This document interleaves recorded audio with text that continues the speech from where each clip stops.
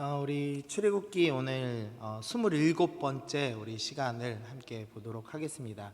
우리가 지금 2주 동안 우리 수련의 말씀을 들었고 또 10주 동안 우리 십계명을 함께 봤거든요. 그래서 지금 한 12주 동안 출애굽기가 시간이 멈춘 채로 지금 진행을 했습니다. 시내산에 올라가서 십계명 받은 장면이니까요. 그래서 기억이 안 나실까봐 미드 보면은 이런 거 나오잖아요. 왜 previously on 뭐 워킹 데드 뭐 이런 거 나오잖아요. 그래서 잠깐 그냥 간단하게 정리하도록 하겠습니다. 우리 출애굽기 처음 보시면은 모세 탄생 전에 시브라와 부하라는 두 산파 이야기로 출애굽기가 시작됩니다. 그래서 모세가 어떻게 태어나서 어떻게 왕자가 되는지에 대해서 나오고요.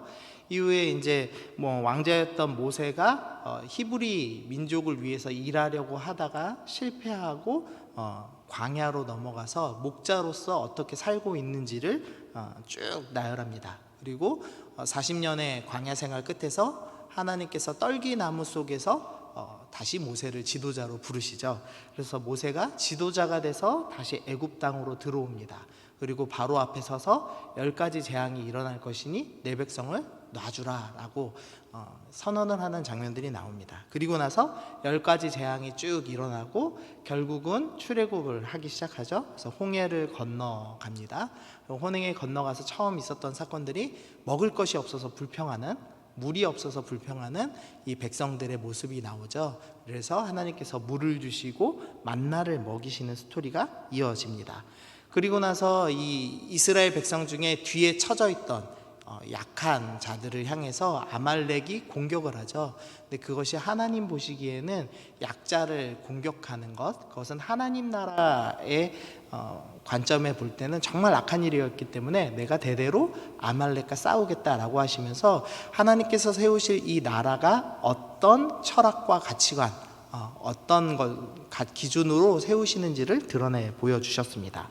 그리고 나서 이제 시내산에 도착을 하게 되고 그리고 이제 결혼 언약을 본격적으로 지속했습니다. 그래서 불이 나오고 나팔 소리가 나고 그것이 이제 결혼식의 빵빠레인 것처럼 묘사해서 설명을 드렸습니다. 네. 그리고 나서 이제 결혼식 마지막 장면 좀 다시 보시면요. 출애굽기 24장입니다. 모세와 아론과 나답과 아비후와 이스라엘 장로 70인이 올라가서 이스라엘의 하나님을 보니 그의 발 아래에는 청옥을 편듯하고 하늘같이 청명하더라. 하나님이 이스라엘 자손들의 존귀한 자들에게 손을 대지 아니하셨고 그들은 하나님을 뵙고 먹고 마셨더라.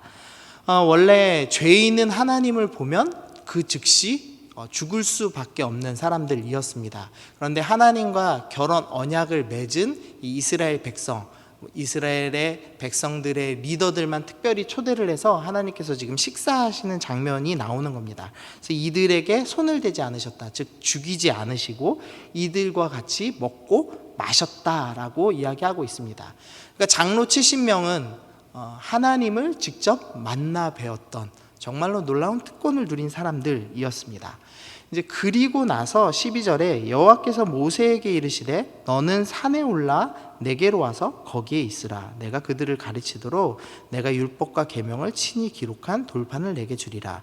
모세가 그의 부하 여호수아와 함께 일어나 모세가 하나님의 산으로 올라가며 장로 70명이 하나님을 직접 보았습니다. 하나님께서 이 결혼 언약을 너희가 확실히 맺었다라는 것을 확인해 주시기 위해서 특권을 주신 것이기도 하고요. 또한 이제 40일 동안 모세라는 위대한 지도자가 이 백성들 앞에 보이지 않을 것이기 때문에 하나님을 직접 봄으로써 너희가 하나님 살아계신 거 확실히 봤으니 40일 동안 잘 참고 백성들을 잘 달래고 기다려라, 이런 의미에서 식사 자리를 베푸셨습니다. 이제 그리고 나서 모세는 올라갑니다. 그리고 여호수아는 어딘지 정확하진 않지만 산 중턱에서 40일 동안 모세를 기다리며 아마도 이제 그도 기도하면서 기다리고 있지 않았을까 싶습니다. 그래서 14절 보시면 장로들에게 이르되 너희는 여기서 우리가 너희에게로 돌아오기까지 기다리라. 아론과 훌이 너희와 함께하리니 우리 일이 있는 자는 그에게로 나아갈지니라 하고, 17절 계속 보시면은요, 산 위에 여호와의 영광이 이스라엘 자손 눈에 맹렬한 불같이 보였고 모세는 구름 속에 들어가서 산 위에 올라갔으며 모세가 40일 40야를 산에 있으니라. 결혼 언약이 다 끝났습니다. 식사도 다 끝났습니다. 그리고 이제 결혼 생활을 어떻게 해야 될 것인가를 듣기 위해서 모세는 산 위로 올라가서 40일 동안 하나님의 말씀을 받습니다. 그리고 이때 십계명 돌판을 받아서 내려올 것이고, 이 십계명을 대표로 하는 율법의 핵심들을 가지고 이제 내려와서 백성들에게 가르치면 되는 일이 남아 있었습니다. 근데 문제가 있었죠. 이때 이제 어떤 일이 일어났냐면, 모세가 자리에 없자 사람들이 우리를 인도할 신을 만들어내라 라면서 금송아지를 만들 것을 요구하는 장면이 나오기 시작합니다. 32장 1절 보면요, 백성이 모세가 산에서 내려오미 더딤을 보고 모여 백성이 아론에게 이르러 말하되 일어나라, 우리를 위하여 우리를 인도할 신을 만들어내라. 이 모세 곧 우리를 애굽 땅에서 인도하여 낸 사람이 어찌 되었는지 알지 못함이니라. 모세의 빈자리가 보였습니다. 그러자 이스라엘 백성들이 불안하기 시작했습니다. 어찌할 바를 몰랐습니다. 그래서 우리를 인도할 신을 만들어내라. 눈에 보이지 않는 하나님이 아니라 보이는 하나님을 만들어내라고 요구했습니다. 분명한 것은 하나님을 만들어내라고 요구한 겁니다. 그러니까 어떤 애굽의 다른 신을 섬기겠다고 얘기한 것이 아니라, 우리는 불안하니 눈에 보이는 신을 좀 만들어 주십시오 라고 요구하기 시작한 것입니다. 그런데 성경은 이것을 뭐라고 표현하냐면 우상 숭배다 라고 설명을 하고 있죠. 신약에 보면은 늘 이렇게 눈에 보이는 것을 요구한 사람들이 있습니다. 누가복음 말씀 보니까 또 더러는 예수를 시험하여 하늘로부터 오는 표적을 구하니, 눈에 보이는 표적을 요구하는 사람들, 예수님의 기적을 보면서도 그 정도 기적이 아니라 명확히 당신이 하나님의 아들이신 것을 내가 믿을 수 있도록 직접 눈에 보이게 확인해 주십시오 라면서 표적을 구했던 사람들이 있었습니다. 우리는 늘 눈에 보이는 것을 요구하는 사람들입니다. 눈에 보여야지만 안심하고, 보이지 않는 것은 불안하고 초조하고 염려되어서 뭔가 눈에 잡히는 게 있어야 안정감을 느끼는 사람들입니다. 그래서 내 통장에 단돈 100만 원이라도 있어야 안심이 되고, 돈이 없으면 불안해서 견디지 못해서 무언가라도 해야 되는 것이 우리의 연약한 모습이죠. 그런데 성경은 믿음을 뭐라고 표현하냐면, 믿음은 바라는 것들의 실상이요 보이지 않는 것들의 증거니라고 하면서, 믿음은 아직 일어나지 않는 일, 아직 보이지 않는 일을 믿는 것이다 라고 설명을 합니다. 그래서 예수 믿는 사람은 어떤 사람이냐면, 아직 일어나지 않은 일, 보이지 않는 것을 믿는 사람들을 의미합니다. 그러니까 우리는 보이지 않는 하나님을, 아직 보이지 않는 약속을, 아직 주어지지 않은 땅과 열매들과 열쇠들을 마치 받은 것처럼 보이지 않지만 믿음으로 바라보고 사는 사람들이어야 합니다. 그런데 백성들은 그것이 너무나 불안하고 초조했기 때문에 보이는 신을 요구하기 시작했습니다. 그래서 제가 좀 이렇게 적어봤어요. 백성은 왜 신을 만들라고 요구했을까? 불안과 초조함을 느끼는 나를 달래기 위한 제사였다. 우리는 불안과 초조함을 달래기 위해서요, 눈에 보이는 무언가 잡으려고 대단히 애써요. 근데 그 순간 우리는 금송아지를 요구하는 백성들과 사실은 똑같은 모습을 보이고 있다는 겁니다.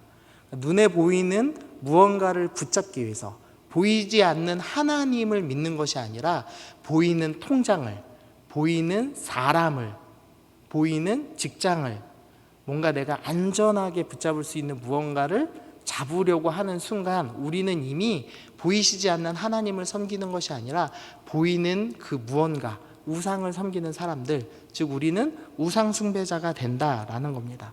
그 불안과 초조를 해결하기 위한 행동을 하기 시작하면서부터 우상 숭배는 이미 시작된 것이고, 금송아지를 만들기 전부터 이미 우상 숭배는 시작되었다라고 할 수 있겠습니다.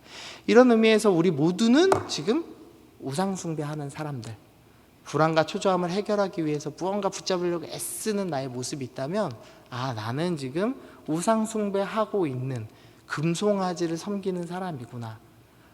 이스라엘 백성들도 금송아지를 하나님을 이야기하고 섬겼습니다. 그 금송아지를 이집트에 있는 어떤 신이다 라고 섬긴 것이 아니라 보이는 하나님이다라고 섬겼습니다. 그리고 이후에 이스라엘 역사에서 여로보암이 다시 금송아지를 만들고 섬기는데요. 그때에도 동일하게 이 금송아지가 너희를 애굽에서 인도해낸 하나님이다라고 이야기하면서 섬겼습니다. 근데 우리도 마찬가지죠. 보이는 무언가, 돈을, 사람을 섬기면서 이 돈이 주님이 나에게 주신 선물이야. 이 사람이, 이 여자친구가, 이 남자친구가 주님이 나에게 주신 선물이야. 이 직장이 나에게 주신 선물이야 라고 이야기하면서 겉으로는 하나님을 이야기하면서 실제로는 하나님이 아닌 그것 자체를 숭배하는 우상 숭배를 하는 우리의 모습을 볼 수가 있습니다. 그러면 백성들은 원래는 어떻게 하고 섬겼어야 됐을까? 여호수아서 5장 보니까요, 또 그 땅에 소산물을 먹은 다음 날에 만나가 그쳤으니 라고 합니다. 여호수아가 가나안 땅에 들어간 해, 그러니까 지금 광야에 들어간 뒤로 40년 뒤에 가서야 만나가 그쳤다라고 표현을 하고 있습니다. 그러면 지금 모세는 산에 올라가 있습니다. 그리고 백성들은 산 밑에서 뭘 먹고 있는 거죠? 만나를 먹고 있는 겁니다. 그러니까 날마다 신비한 은혜를 체험하고 있음에도 불구하고 그들은 보이는 신을 요구한 겁니다. 그래서 원래 백성들은 어떻게 하고 있어야 되느냐? 날마다 주어지는 만나를 먹으면서 이건 정말 특별한 은혜야. 이 빈들에 아무것도 없는데도 불구하고 우리가 오늘 먹을 수 있고 생명을 유지할 수 있는 것은 하나님의 특별한 은혜야. 하나님은 살아계셔. 그러니까 나는 내 마음은 초조하고 불안하지만 하나님의 시간과 하나님의 때가 있으니 그 시간을 믿고 신뢰하고 기다려야겠다라는 마음으로 일상을 살아내면서 하나님의 때를 기다리며 버텼어야만 합니다. 일상에서 주어지는 은혜를 감사하며 누리며 일상을 버텨야만 했습니다. 그런데 이스라엘 백성들은 눈에 보이는 무언가를 찾기 시작한 거죠. 우리가 지금 코로나 시대를 보내고 있는데요. 우리 코로나 시대를 보내면서 눈에 보이는 무언가가 없어서 매우 불안합니다. 그래서 눈에 보이는 뭔가 잡으려고 애쓰죠. 그런데 이 말씀으로 비추어 생각해 보면 날마다 주어지는, 아침에 주어지는 그 묵상의 은혜, 말씀의 은혜를 받아 먹으며 하나님께서 원하시는 가장 선한 때는, 선한 시간은 언제입니까? 기도하며 기다리는 여유로움이 필요하다고 우리 가운데 말씀하고 있는 듯합니다. 죄의 결과를 좀 살펴보겠습니다. 24장 12절인데요. 여호와께서 모세에게 이르되 너는 산에 올라와 내게로 와서 거기 있으라. 내가 그들을 가르치도록 내가 율법과 계명을 친히 기록한 돌판을 내게 주리라. 원래 이 40일 동안 시간은 어떤 시간이냐? 하나님께 직접 말씀을 받는 시간이었습니다. 그리고 직접 받았다는 확인으로 두 돌판까지 계약서에다가 지금 하나님께서 사인하신 것과 같이 내가 진짜 계명 준 거야 라는 확인서까지 받아서 올 수 있는 은혜의 시간이었습니다. 그런데 금송아지를 섬김으로써 그 은혜의 시간이 무엇으로 바뀌었냐면 죄악의 시간으로 바뀐 것을 확인할 수 있습니다. 죄는요, 모든 것을 바꿉니다. 모든 것을 썩어버리게 만드는 특징이 있습니다. 계속 좀 살펴볼게요. 대제사장 아론이 좀 변화가 되는데요. 출애굽기 28장에 보니까요, 순금으로 노끈처럼 따은 사슬을 흉패 위에 붙여라. 너는 또 순금으로 패를 만들어라. 이 말씀에서 아론에게 하나님께서 직접 명령하시는 듯 하거든요. 그래서 학자들 중에서는 아론이 금을 만들 수 있는 기술을 갖고 있었던 것으로 생각을 합니다. 그러니까 아론이 원래 신분이 뭐였죠? 이집트에서는 어떤 신분을 갖고 있었죠? 노예였습니다. 노예. 그러니까 아마도 그때 금 만드는 기술을 좀 갖고 있었던 것 같아요. 근데 그 금을 다루는 노예에 불과했던 아론을 하나님께서 사용하셔서, 야, 너는 금 만드는 노예로 살지 말고 가장 거룩한 직분인 대제사장의 직책을 가지고 살면서 대제사장의 옷과 흉패를 만드는 데만 네 기술을 사용해라 라고 하나님께서 옛사람의 신분인 노예를 벗어서 새 사람인 대제사장을 만들어 주셨습니다. 그런데 지금 32장 4절 다시 보면은요, 아론이 그의 손에서 금고리를 받아 부어 조각칼로 새겨 송아지 형상을 만드니, 지금 누가 만들죠? 아론이 만들고 있습니다. 그러니까 하나님께서는 노예였던 아론을, 금을 다루는 노예였던 아론을 대제사장인 가장 거룩한 직책으로 불러주셨는데, 금송아지를 섬기는 죄로 인해서 그 불안과 초조함을 해결하기 위한 그 죄로 말미암아 다시 금을 다루는 직책인 일을 하는, 즉 노예의 옛 삶으로 돌아가는 아론의 모습을 볼 수가 있습니다. 우리가 10가지 재앙 살펴보면서 키워드를 하나 정했었죠. 그게 역창조였습니다. 하나님께서는 우리를 가장 아름답게, 우리를 향한 목적과 계획을 가지고 우리를 만드셨습니다. 그래서 우리 각자 한 명 한 명을 향해서 하나님의 놀라운 계획이 있었습니다. 그런데 죄로 말미암아 어떻게 됐냐면, 창조의 질서가 무너지고 하나님의 창조 목적이 무너지고 역창조가 시작됐습니다. 모든 것이 파괴되고 모든 것이 무너지는 현상이 일어났습니다. 근데 죄로 인해서 이 역창조의 모습이 보여지는 겁니다. 하나님께서는 다시 아론을 가장 거룩한 직책으로 불러주셨는데 다시 노예의 신분으로 바뀌는 모습을 보여주고 있습니다. 우리에게도 우상숭배가, 죄악이 들어오면 어떤 일이 일어나느냐, 하나님께서 깨끗이 빨아서 새 사람 만들어 주시고 하나님의 창조의 원래 목적대로 사용하도록 깨끗이 씻어 놓으셨는데, 우리가 다시 옛 노예의 삶으로, 옛날 습관 버리지 못하고 그것으로 돌아가는 모습을 보여주더라는 겁니다. 방송실 조금만 조용히 해주세요. 네, 백성들 재물 좀 살펴보겠습니다. 32장 3절입니다. 모든 백성이 그 귀에서 금고리를 빼어 아론에게로 가져가매 아론이 그들의 손에서 금고리를 받아 부어서 조각칼로 새겨 송아지 형상을 만드니, 지금 모든 백성이요 금고리를 빼서 아론에게 가져가고 있습니다. 백성들이 출애굽할 때 이집트 사람들에게 재물을 받았습니다. 그리고 그 재물을 지금 어디다 쓰고 있냐면 금송아지를 만드는 데 내어서 쓰고 있습니다. 근데 이 출애굽기에서 재물이 다시 쓰이는 한 장면이 나와요. 35장인데요. 너희의 소유 중에서 너희는 여호와께 드릴 것을 택하되 마음에 원하는 자는 누구든지 그것을 가져다가 여호와께 드릴지니 곧 금과 은과 녹과 마음이 감동된 모든 자와 자원하는 모든 자가 와서 회막을 짓기 위하여 그 속에 쓸 모든 것을 위하여 거룩한 옷을 위하여 예물을 가져다가 여호와께 드렸으니, 이스라엘 백성들이요 출애굽 때 받은 그 재물들, 자기가 받은 그 모든 재물들을 두 가지에 사용할 수 있었습니다. 하나는 우상 숭배하는 금송아지를 위해서 바쳤고, 하나는 하나님과 만나기 위한 성막 짓는데 바치는 모습을 볼 수가 있습니다. 그래서 다음 장면 좀 보시면은요, 네, 금송아지 제작과 성막 제작. 우리가 가진 자원을요 두 가지로 사용할 수가 있습니다. 하나는 우상 숭배, 내 불안함과 초조함을 달래기 위해서, 나를 달래는 제사를 드리기 위해서 내 시간과 재물과 관계를 사용해서 쓸 수가 있고요. 또는 하나님을 만나기 위해서 나의 시간과 재물과 관계와 정서적 에너지들을 사용할 수가 있습니다. 그런데 죄는 어떻게 만드느냐? 우리가 가진 자원을 모두 나를 섬기는데, 우상을 섬기는데 사용하도록 만든다는 것입니다. 죄는 모든 것을 무너뜨리고 썩어버리게 만드는 거죠. 그래서 은혜의 시간이 죄악의 시간이 되게 만들고, 우리가 다시 옛 습관과 옛 삶으로 돌아가게 만들고, 하나님이 나에게 주신 좋은 자원, 이 자원을 가지고 성막을 만들고 하나님과 만나는 데에 쓸 수 있는 이 소중한 자원을 전부 우상 숭배하고 내 불안함을 달래기 위해 사용하는 것으로 바꾸는 무서운 특징이 있더라는 겁니다. 여기까지 들으셨는데 여러분들 어떠세요? 여러분들의 좀 모습이 좀 보이세요? 죄 지었을 때 내가 어떤 태도를 갖고 있었지? 내 시간이 어떻게 사용됐지? 은혜의 시간이었나? 죄악의 시간이 되었다.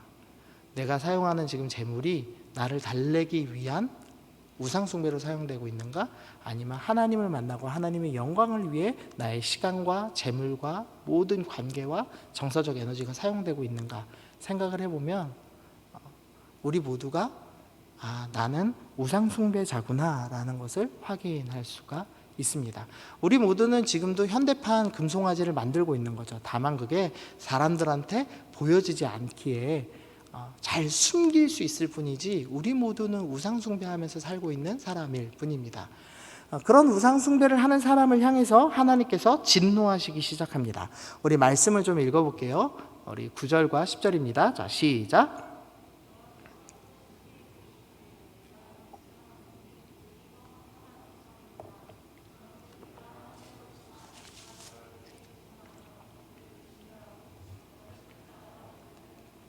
지금 하나님께서 뭐라고 말씀하시냐면 목이 뻣뻣한 백성이다. 그러면서 그들을 진멸하겠다.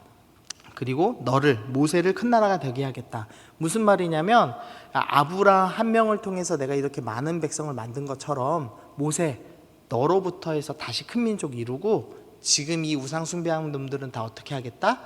죽이겠다. 그 죄에 합당한 심판을 하겠다. 진멸하겠다라고 말씀하고 계시는 겁니다.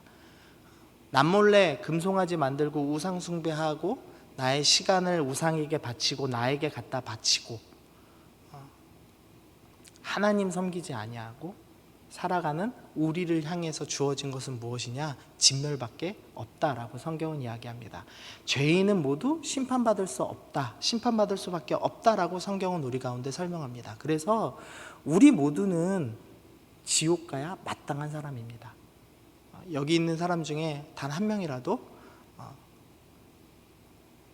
여기 있는 분들 중에 한 명이라도 내 마음에 나를 달래기 위해서 조금이라도 하나님이 아닌 보이는 무언가에 집착하기 시작했다면 우리는 모두 진멸당에 마땅한 존재다라고 설명을 하고 있습니다. 그런데 이때 모세가 중보기도 하기 시작해요. 첫 번째는 모세가 그의 하나님 여호와께 구하여 이르되 여호와여 어찌하여 그 큰 권능과 강한 손으로 애굽 땅에서 인도하여 내신 주의 백성을 진노하시니까. 요약하면 하나님이 직접 구원하신 백성인데 그렇게까지 하셔야 되겠습니까? 라고 이야기하는 거죠. 두 번째로는 어찌하여 애굽 사람들이 이르기를 하면서 애굽 사람들이 이 소식을 들으면 하나님을 비웃을 게 분명합니다. 그러니까 하나님 제발 참아주십시오 라고 이야기합니다. 그러면서 이제 가장 마지막 핵심을 이야기하는데요. 주의 종 아브라함과 이삭과 이스라엘을 기억하소서. 주께서 그들을 위하여 주를 가리켜 맹세하여 이르기를 내가 너희의 자손을 하늘의 별처럼 많게 하고 내가 허락한 온 땅을 너희 자손에게 주어 영원한 기업이 되게 하리라 하셨나이다. 모세가 지금 얘기하는 겁니다. 주님께서 하셨던 그 약속을 기억해 주십시오. 우리가 진멸당해서 마땅한 사람입니다. 그렇지만 주님, 우리의 죄가 아니라 하나님의 약속을 기억하셔서 우리를 용서하여 주옵소서라고 기도하는 겁니다. 우리는 우리 죄악, 우리의 이 불안과 초조함을 두고 이렇게 이야기해요. 핑계대기 시작해요. 주님, 코로나 때문에 어쩔 수 없어요. 주님, 제 통장에 얼마 있는지 아시죠? 주님, 너무 외로워요. 주님, 저는 죄 지을 수밖에 없는 연약한 사람이에요 라고 하면서 핑계들을 쭉 늘어놓죠. 그러면서 적당히 넘어가려고 합니다. 감형받으려고 했습니다. 그러나 그 모든 죄의 대가는 진멸이다, 심판이다 라고 성경은 설명합니다. 모세는 그렇게 기도하지 않아요. 우리는 죄를 지을 수밖에 없는 사람입니다 이렇게 얘기하지 않고 우리의 죄는 생각만큼 크지 않다라는 핑계를 대지 않고 우리의 죄는 큽니다. 그러나 주님의 약속은 더 크고 자비롭습니다. 주님의 약속을 기억하시고 우리를 용서하여 주시옵소서라고 말씀에 의지하여서 기도하기 시작합니다. 그러자 14절에서 하나님께서 반응하세요. 여호와께서 뜻을 돌이키사 말씀하신 화를 그 백성에게 내리지 아니하시니라. 이 구절이요 되게 좀 이상합니다. 왜냐하면 12절에서는 다 죽여버리겠다고, 목이 뻣뻣한 백성이고 니네는 부패했고 다 죽여버리겠다고 큰 소리 빵빵 치셨는데 모세가 주님 약속을 기억해 주세요 라는 아주 짧은 기도를 들으시자마자 하나님이 알겠어, 그럼 내가 참게 라고 하면서 화를 멈추시는 장면이 나오는 겁니다. 그러니까 하나님께서 마치 이 모세의 중보기도를 기다리셨다는 듯이 바로 받으시는 장면을 확인할 수가 있어요. 그러니까 하나님은 진노하시고 죄에 대해서 반드시 심판하셔야만 하는 분인데, 모세의 중보기도, 약속을 기억하여 주옵소서라는 그 중보기도를 듣고 바로 용서하시는 어떤 일정의 공식을 우리에게 설명해 주시기 위해서 이 과정을 준비하신 것처럼, 중보기도 듣자마자 바로 용서하시는 스토리를 이어서 설명을 합니다. 그래서 모세의 중보기도 의미를 보면요, 진노하신 하나님과 죄인인 우리 사이에 중보자, 중재자가 필요하다라는 이 공식을 가르쳐 주시기 위해서 하나님이 상황을 설정하신 겁니다. 지금 이 본문에서는 모세라는 불완전한 중보자, 중재자가 있는 것이죠. 근데 신명기 18절 말씀에 재밌는 게 있어요. 내가 하나님 여호와께서 너희 가운데 내 형제 중에서 너희를 위하여 나와 같은 선지자 하나를 일으키시리니 너희는 그의 말을 들을지라. 모세가 마지막 죽기 전에 예언을 하면서요, 나와 같은 선지자를 주실 거야 라고 예언합니다. 근데 이 나와 같은 선지자가 어떤 의미냐, 내가 진노하셔서 심판하실 수밖에 없는 하나님과 죽을 수밖에 없는 죄인 사이에서 중재자로서 서서 하나님이 약속을 기억해 주세요라고 중보기도 한 것처럼, 나와 같은 그 선지자가 와서 하나님과 죄인 사이에 서서 중보하는 그분이 바로 오실 거야 라는 예언입니다. 그리고 성경은 하나님은 한 분이시요 또 하나님과 사람 사이에 중보자도 한 분이시니 곧 사람이신 그리스도 예수라. 그 중보자가 바로 예수님이라고 우리 가운데 설명을 합니다. 또 요한일서 말씀 빨간 글씨만 보시면요, 누가 죄를 범하여도 아버지 앞에 우리에게 대언자가 있으니 곧 의로우신 예수 그리스도시라. 지금 이 가운데 서서 중보하시는 분을 중재자라고도 표현하고 대언하는 자, 대언자라고도 표현합니다. 진노하신 하나님 앞에서 우리를 위해서 주님, 얘네들 죄인 맞습니다. 그러나 하나님의 약속을 기억하시고 이들을 용서하여 주옵소서, 이들을 구원하여 주옵소서 하시는 분이 바로 예수님이라고 설명하는 겁니다. 우리는 모두 우상숭배자고 우리는 모두 진노받아 죽을 수밖에 없는 죄인입니다. 그러나 예수님께서 하나님과 우리 사이 가운데 중보하시면서 우리를 구원하여 주시는 분으로 설명을 하고 있습니다. 예수님이 없이는 우리는 절대 구원받을 수 없습니다. 예수님이 없이는 우리와 하나님 앞에 설 수 있는 사람이 없습니다. 그 하나님의 엄청난 진노를 받아낼 수 있는 어떤 존재도 없습니다. 오직 예수님만이 우리의 죄를 해결해 주시는 유일한 분이십니다. 우리는 이 죄를 해결할 능력이 전혀 없어요. 우리는 그 진노를 받아낼 만한 실력과 능력도 없습니다. 그런데 예수님께서 우리를 위해서 친히 이 땅에 오시고 내가 받아야 될 그 십자가의 진노의 잔을 대신 짊어지시고 나 대신에 십자가에 달려 죽으심으로 내가 했던 그 우상숭배의 모든 죄악을 주님이 대신 지심으로써 우리는 용서받고 우리는 구원받았다라고 성경이 설명합니다. 그리고 그 모형을 이 모세 이야기에, 이 금송아지 이야기에다 넣어놓은 거죠. 너희도 똑같아. 너희도 보이는 금송아지 의지하는 죄인이지. 그런데 중보자 모세를 통해서 이스라엘 백성들이 용서받은 것처럼 너희의 우상숭배가 중보자인 예수님으로 인하여 용서받고 구원받게 되었다라고 우리 가운데 가르쳐주고 계시는 겁니다. 근데 여기서 성경이 끝나지 않죠. 우리 요한복음 14장 17절 보니까 그는 진리의 영이라 세상은 능히 그를 받지 못하나니 이는 그를 보지도 못하고 알지도 못함이라. 그러나 너희는 그를 아나니 그는 너희와 함께 거하시며 또 너희 속에 계시겠음이라. 성령께서 우리 가운데 들어와서 너희와 함께 거하시겠다는 약속을 시작하십니다. 그러니까 예수님께서 우리 사이에 거하셔서 우리의 죄를 용서하신 것으로 하나님의 사역이 끝나지 않고, 그러니까 너희 구원받았으니까 이제 알아서 살아 라고 얘기하시는 것이 아니라 구원 이후의 삶에 대해서 우리 가운데 설명해 주시는데요, 성령께서 우리 가운데 들어오셔서 우리와 함께 하시겠다, 우리가 내주하시겠다라고 성경이 설명을 합니다. 그러면서 성령께서 어떤 일을 하시냐면요, 예레미야 31장입니다. 이 언약은 내가 그들의 조상들의 손을 잡고 애굽 땅에서 인도하여 내던 날에 맺은 것과 같지 아니할 것은 내가 그들의 남편이 되었어도 그들이 내 언약을 깨뜨렸음이라 여호와의 말씀이니라. 지금 이 상황이 지금 금송아지를 설명하는 거죠. 내가 결혼식 다 했고 장로들 불러다가 밥까지 다 먹고 예언 다, 언약 다 지켰거든. 그런데도 불구하고 어떻게 했다? 금송아지를 만들어서 언약을 다 깨버렸다. 너희는 언약을 깨버렸다. 내가 너희의 남편이 되었는데도 불구하고 언약을 깼다. 그래서 31절, 33절입니다. 그러나 그날 후에 내가 이스라엘 집과 맺을 언약은 이러하니 곧 내가 나의 법을 그들의 속에 두며 그들의 마음에 기록하여 나는 그들의 하나님이 되고 그들은 내 백성이 될 것이라 여호와의 말씀이니라. 우리의 실력으로는 결혼해 주셨음에도 불구하고 그 언약을 지키지 못하고 금송아지를 만드는 죄인이에요. 그래서 하나님께서 이 금송아지 만든 죄는 중보자인 예수님을 통해서 용서해 주시고 거기서 그치는 것이 아니라 우리는 결국 죄인이어서 끊임없이 죄를 지으니 어떻게 하겠다? 성령께서 우리 가운데 오셔서 우리 마음에 하나님의 말씀을 기록하여 주겠다. 하나님께서 우리 마음에 말씀을 새겨주시겠다라고 설명하고 계시는 겁니다. 그래서 디모데후서 3장 17절 말씀이 가능한 겁니다. 이는 하나님의 사람으로 온전하며 모든 선한 일을 행할 능력을 갖추게 하려 합니다. 이 말씀을 볼 때마다 위축돼요. 우리가 어떻게 온전해질 수 있습니까? 우리가 어떻게 선한 일을 할 수 있습니까? 주님, 저는요 사람들이 몰라서 그렇지 지금도 금송아지 섬기는 사람이에요. 보이지 않을 뿐이지 나는 나의 불안을 위해서 엄청난 시간을 투자하고 돈을 투자하고 방탕한 생활을 하고 있는 죄인입니다.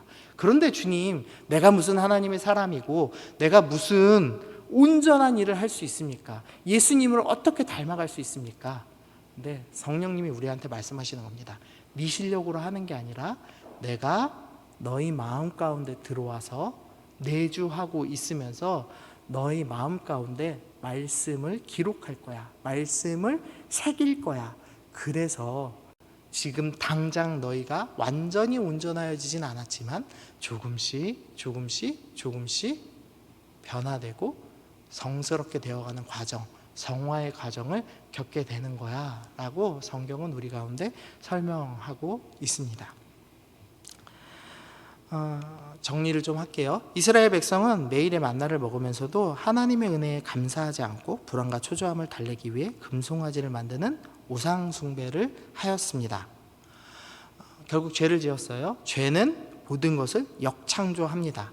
그래서 제사장 아론을 다시 노예가 되게 만들었고 애굽에서 받은 하나님 만나기 위해 사용될 모든 자원들을 금송아지, 우상숭배 만드는 데 사용하게 되는 역창조의 결말을 맺었습니다.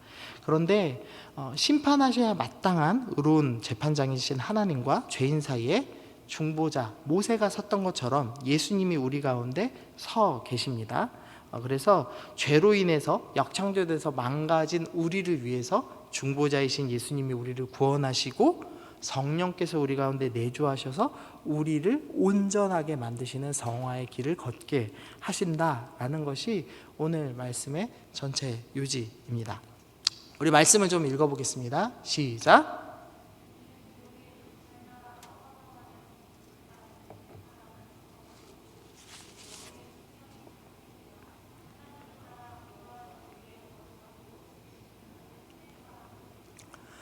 하나님께서 우리에게 대가 없이 우리를 구원해 주셨습니다.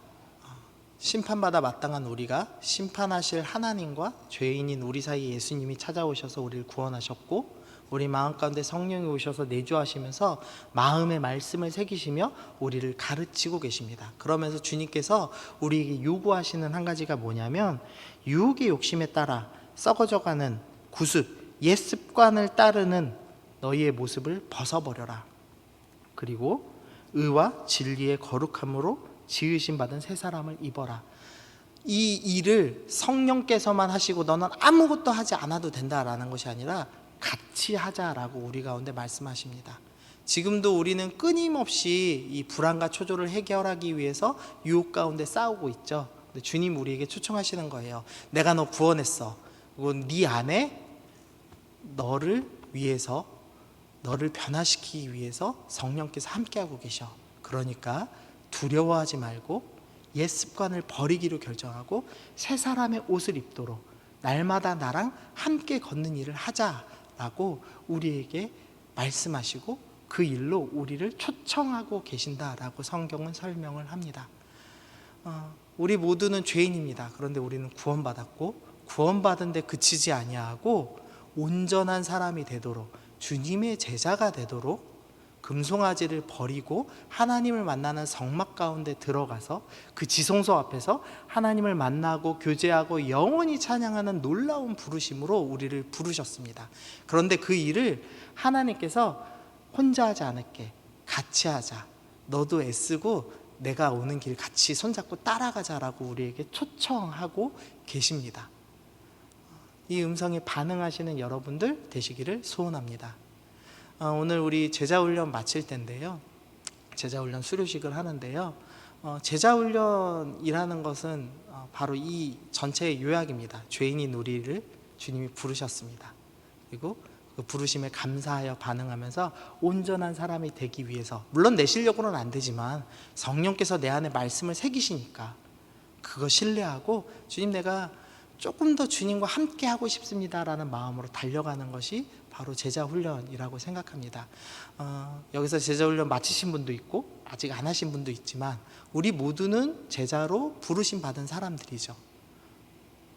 우리 모두는 죄인에서 구원을 받았고 제자로 부르심을 받아 달려가는 사람들입니다. 그래서 이 말씀 기억하면서 하나님 나에게 같이 달려갈 수 있는 기회 주셨으니 감사합니다.